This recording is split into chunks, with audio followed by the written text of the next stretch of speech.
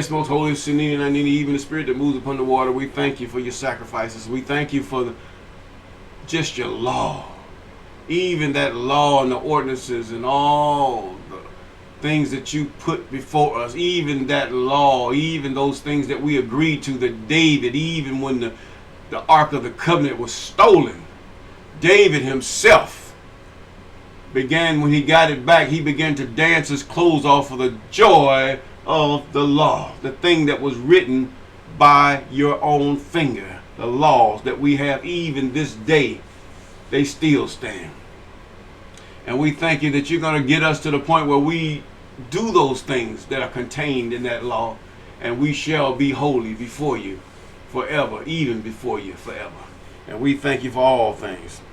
Yes. We thank you. We're in Leviticus 6. Good morning, good afternoon, good evening. Those of you on TikTok and YouTube platforms, I'm Mr. Clay. And I want to read this one thing to you to show you just who Israel is and just what significance they play and the rest play in this whole scenario. It's written in, see, they got rid of this book for a reason, the book of Jubilees in the 15th chapter. If you can obtain that book, or you can also read it online also, if you want to verify what I say. It says in the 15th chapter, 31st verse and 32nd, and he that sanctified it and gathered it from among all the children of men, for there are many nations and many peoples, and all are his. They are belongs to the I am. Now, and all have he placed spirits in authority to lead them astray from him. In other words, these spirits are to, why are they leading you astray from the Most High when you're supposed to be Israel? Excuse me.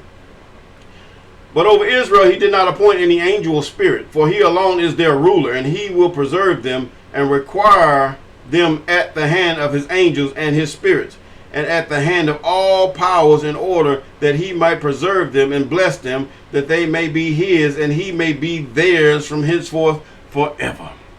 Yes, God chose you. You didn't chose you. Why did Jesus come back to him? You have not chosen me, and I. That Jesus didn't write that. Some scribe wrote that mess. He got it from here. You have to realize these scribes, they have come, the Council of Nicaea, they read these books.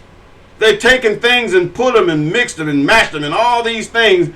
This has gone on for years until they came to the point where it's presented before the council. Come on now. Let's get this right. But you belong to God. You belong to the Most High. You are the Levitical priesthood, the Kobe. You are those that are Jacob. You're Reuben. You're Simeon. You're Levi. Oh, all the 12. You're there. There you go. Anyway. We're good morning, good afternoon, good evening.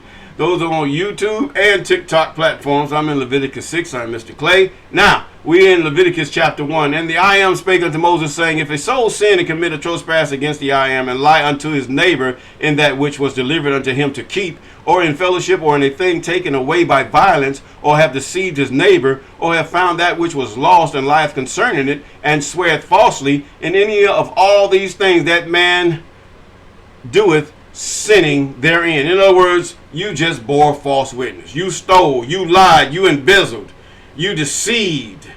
You a con man. You are all these things. You have sinned, Israel.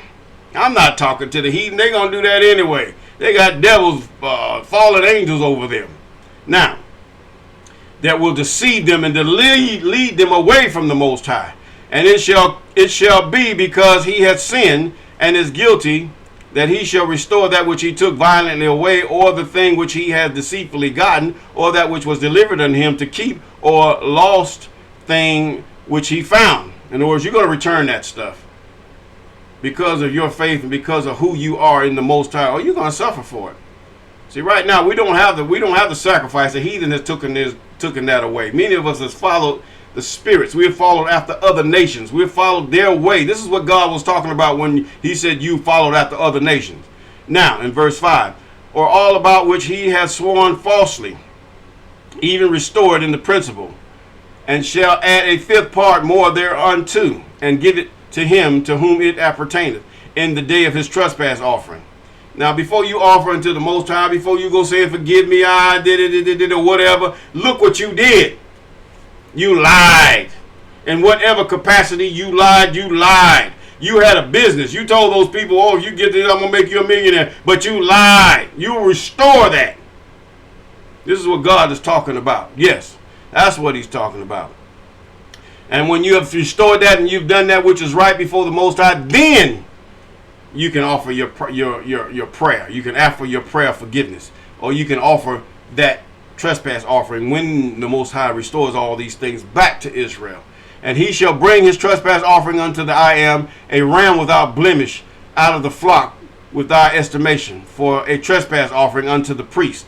And the priest shall make an atonement for him before the I am, and it shall be forgiven him for anything of all that he doeth in trespassing therein. In other words, here's God. What God said, I am your king. I am the one that's there. Yeah, he gave you kings, but that was not what. There ain't no king, ain't no Jesus, ain't nobody coming there to be your king. There's only one king, and he's going to take back the kingdom which he gave away, with you, your stubborn ass sisters sit up there and say, we want to be like everybody else. Yes, he's going to take that back. No. All that stuff is no good. And the I am spake, I'm in verse 8. He said, I am spake unto Moses, saying, command Aaron and his sons, saying, this is the law of the burnt offering. It is the burnt offering because the burning upon the altar all night unto the morning. And the fire of the altar shall be burning in it. And the priest shall put in the linen on his linen garment and his linen breeches, and shall he put upon his flesh, and take up the ashes which the fire hath consumed with the burnt offering on the altar, and he shall put them beside the altar. And he shall put off his garment, and put on other garments, and carry forth the ashes without the camp unto a clean place. And the fire upon the altar shall be burning in it, and it shall not be put out. And the priest shall burn wood on it every morning, and lay the burnt offering in order upon it. And he shall burn thereon the fat of the peace offering. And there shall ever be burning upon the altar. It shall never go out. When they set camp, it's not going out. There's going to always be some type of sacrifice upon that altar. Yes, we should always have a repentant heart. Look at Job. Job was a perfect example of how to really stay in tune with the Most High. Ain't no New Testament. Yes, some of it's true. A lot of it ain't. Most of it's made up and stolen from different parts of the Bible to make you think that this thing is so. Yes, there's a Savior. There's a Messiah. Yes, there is. But you have to read. You have to really read. For the kingdom of heaven, even as his Messiah said, he said that the kingdom of heaven is like a woman who lost a penny. She swept the whole house until she found that penny. When she found it, she rejoiced because she found what she has lost. Same thing with you, Israel. You have to sweep it and study until you find that which you lost. And verse 15. And he shall take his handful of the flour of the meat offering and of the oil thereof and the frankincense which is upon the meat offering, and shall burn it upon the altar for a sweet savor, even the memorial of it unto the I am. And the remainder thereof shall be Aaron and his sons eat with unleavened bread. It shall be eaten in a holy place, in the court of the tabernacle of the congregation. They shall eat it. They're not going to leave the temple unless they have to defecate or whatever. And it shall not be baken with leaven. I have given it unto them for their portion of my offerings made by fire. It is most holy. It is the sin offering, and as the trespass offering. All the males among the children of Aaron shall eat of it, and it shall be a statute forever in your generations, according to the offerings of the I am made by fire. Everyone that touches them shall be holy. And the I am spake unto Moses, saying, this is the offering of Aaron and his sons, which they shall offer unto the I am in the day when he is anointed. The 10th part of an ephah, the fine flour of a meat offering perpetual, half of it in the morning, and half of it thereof at night. And a pan shall be made with oil, and when it is baken, thou shalt bring it in, and the baking pieces of the meat offerings thou shalt offer for a sweet savor unto the I am. And the priest of his sons that is anointed in his stead shall offer. It is a statute forever unto the I am. It shall be wholly burnt. Now, for every meat offering for the priest shall be wholly burnt, and it shall not be eaten. And the I am shall spake unto Moses, saying, speaking to Aaron and his sons, this is the law of the sin offering. In the place where the burnt offering is killed shall the sin offering be killed before the I am. It is most holy. And the priest that offer it for sin shall eat it in the holy place, and it shall be eaten in the court of the tabernacle of the congregation. Whatsoever shall touch the flesh thereof shall be holy. It's because it is holy. When there is sprinkled of the blood thereof upon any garment, thou shalt wash that thereon it was sprinkled in the holy place. Yes, you're going to wash it. It's a stain. But the earthen vessels wherein it is sodden shall be broken. If it be sodden in a brazen pot, it shall be both scoured and rinsed in water. In other words, you're going to scrub that pot and make sure it's clean. And all the males among the priests shall eat thereof, and it is most holy. In other words, this is what keeps them clean before the Most High, because they're eating holy things. No, it might not taste that good. Depends on how your taste buds are. And no sin offering, whereof any of the blood is brought into the tabernacle of the congregation to reconcile withal in the holy place shall be eaten. It shall be burnt with fire. Therefore, he shall cleanse the sons of Levi, that they might offer the offering again. This is in the Psalms. Okay? Now, Israel did not lose the burnt offerings. Israel did not lose the daily sacrifice. It was taken away. It was taken away by the Most High through the heathens, whom he had addressed the gods of their people to take those things away. See, this is why we pray unto the Most High. He takes these, just like I just read in the 15th chapter of Jubilees.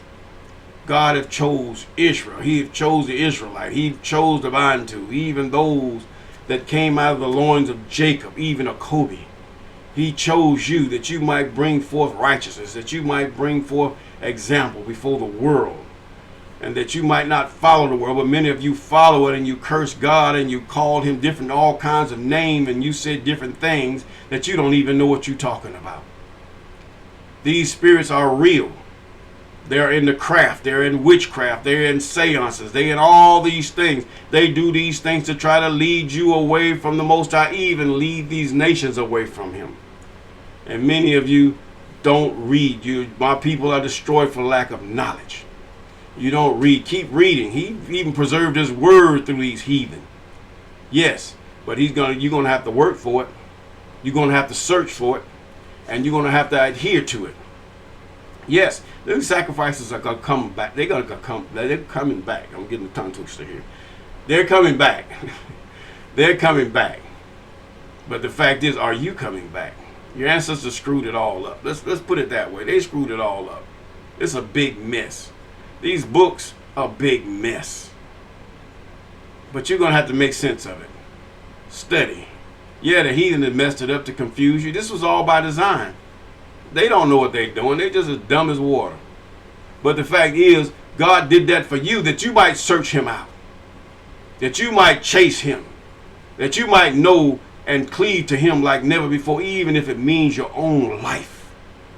This is what God is talking about. You got the Sephardic Jews. You got Jews that have been here in America. You got the Jews that have been all throughout Africa and everything, sold, stripped, some of everything, every nasty, every formidable, every messed up thing have been done to them, to the pack, to try to bring them back into the law, into that thing which God had prescribed for them and their ancestors have agreed to, but yet we still will follow these nasty, dirty, low-down heathen and their lies which they tell. They got this thing right before us. Now God's saying, hey, this is going to be a last call, a revival.